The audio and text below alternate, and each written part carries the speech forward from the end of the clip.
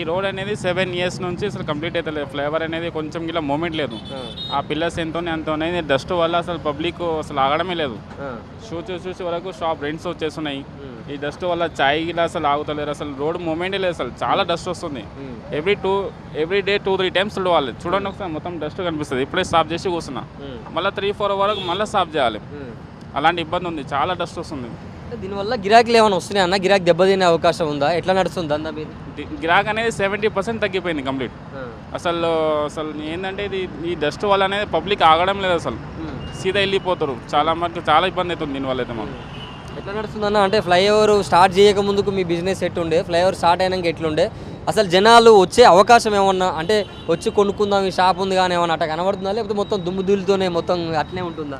ఈ డస్ట్ వల్ల ఏమైపోతుందంటే ఇక్కడ ఆగాలా అవుతా అని ఆలోచించుకొని చాలామంది వెళ్ళిపోతారు ముంగటికి. ఇది ఫ్లేవర్ కాకముందుకు మా బిజినెస్ ఒక 60-70% బాగుండే. ఫ్లేవర్ స్టార్ట్ కాగానే ఒక 50% తగ్గింది. మళ్ళీ ఈ డస్ట్ వల్ల ఏమైందంటే మొత్తం ఒక 70-80% మొత్తం తగ్గిపోయింది బిజినెస్. చాలా ఇబ్బంది అవుతుంది మాకైతే దీనివల్ల.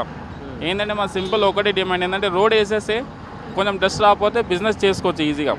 అంటే ఇప్పుడు మేజర్గా అయితే కారణం అయితే రోడ్ వేయకుండానే కదా, ఆ కంకర అట్టు ఉంచడం, ఆ దుమ్ము అట్టు ఉంచడం, ఈ దుమ్ము వల్లనే కదా, ఈ రోడ్ వేయకపోవడం వల్లనే కదా మీకు మొత్తం డిస్టర్బెన్స్. కానీ ఇప్పుడు దీనివల్ల ప్రజల ఆరోగ్యం కూడా ఖరాబ్ అవుతుంది కదా. చాలా ఆరోగ్యం ఖరాబ్ అవుతుంది.